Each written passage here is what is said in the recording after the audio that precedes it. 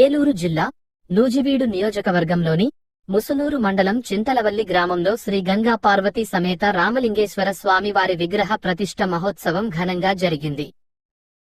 ఆలయ ధర్మకర్త, ఆలయ నిర్మాణదాత కాటేపల్లి వెంకటేశ్వరరావు ఆధ్వర్యంలో 3 రోజుల పాటు ప్రత్యేక పూజా కార్యక్రమాలు నిర్వహించగా, విగ్రహ ప్రతిష్ఠ మహోత్సవానికి చింతలవల్లి గ్రామంతో పాటు పరిసర ప్రాంతాల నుంచి భక్తులు భారీ సంఖ్యలో హాజరయ్యారు.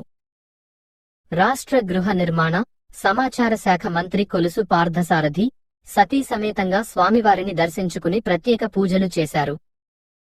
అనంతరం ఆలయ ధర్మకర్త కాటేపల్లి వెంకటేశ్వరరావు మాట్లాడుతూ, ఈ ప్రాంతంలో పురాతన ఆలయం ఉన్న విషయానికి చాలా మందికి తెలియదని తెలిపారు.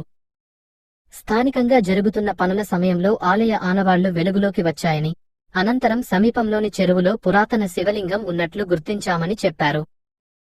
చెరువును పరిశీలించగా అక్కడ శివలింగం లభించిందని, ఇది అత్యంత పురాతనమైన ఆలయ నిర్మాణమని భావిస్తున్నామని పేర్కొన్నారు.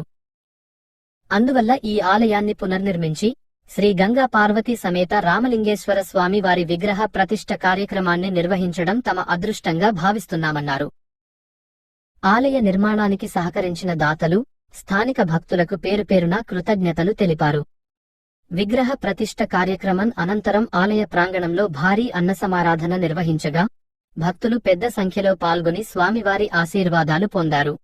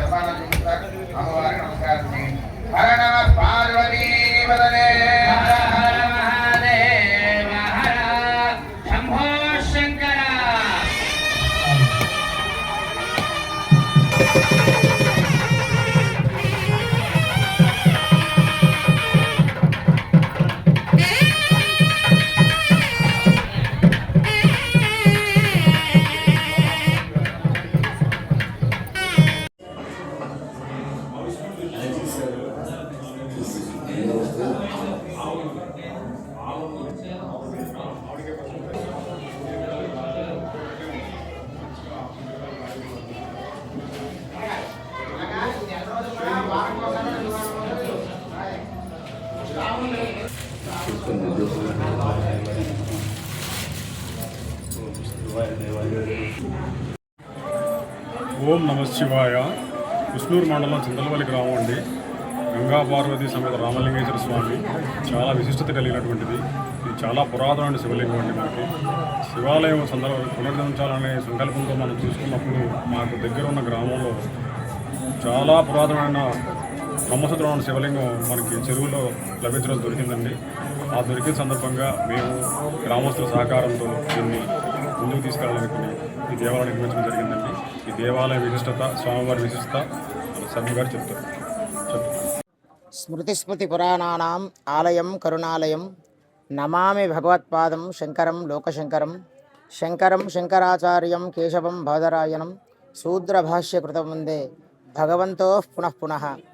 మేము 3 రోజుల పాటు దిగ్విజయంగా ఈ గ్రామంలో అత్యద్భుతంగా నిర్మించబడిన ఈ దేవాలయం ఇవాళ ప్రతిష్ఠ చేయడం జరిగిందండి. దీని విశిష్టత ఏంటంటే, ఈ బ్రహ్మసూత్రం గల ఏదైతే శివలింగం ఉందో ఆ శివలింగం ఈ ప్రాంతంలో మాకు చెరువులో దొరకడం జరిగింది. బ్రహ్మసూత్ర శివలింగం ఈ మధ్యకాలంలో ఎవరు కూడా దేవాలయాలలో లేవండి. ఈ మధ్యకాలంలో దేవాలయాల్లో లేవు. ఈ శివలింగం కూడా ఒక 1000 సంవత్సరాల పూర్వం నుంచే ఈ దేవాలయంలో ఉంది.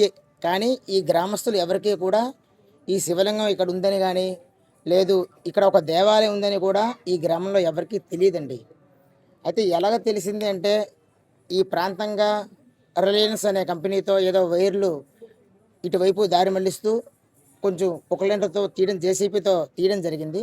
తీసేటప్పుడు ఈ ప్రాంతంలో మనం ఏదైతే నిలబడి ఉన్న దేవాలయం, నిర్మించబడిన దేవాలయం ఏదైతే ఉందో ఆ దేవాలయంలో స్వామివారి శివలింగం దొరకలేదండి, పానమట్టం దొరికింది.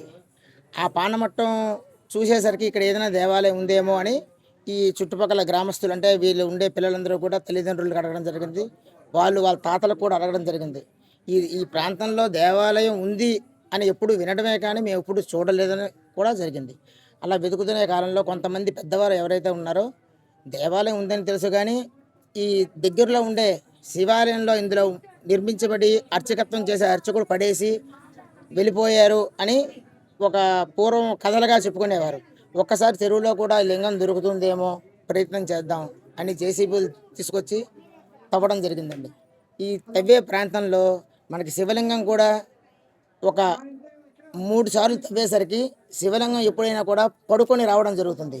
కానీ ఈ దగ్గరలో ఉండే ఈ చెరువులో కూడా శివలింగం నిలువెత్తుగా స్వామివారు ఉద్భవించారు. ఈ మహత్తరమైన దేవాలయం మన ఇక్కడ ఉంది అని గ్రామస్తుల సంకల్పం.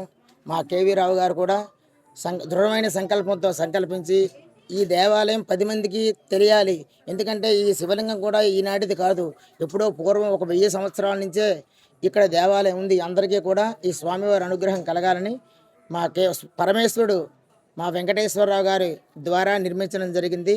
చాలా అద్భుతమైన దేవాలయం అండి. ఈ దేవాలయం ఎప్పుడో మనం కూడా చూడలేదు, ఎప్పుడో తాత ముత్తాతలు కూడా ఈ గ్రామంలో ఉండేవారు, ఎవరూ చూడలేదట.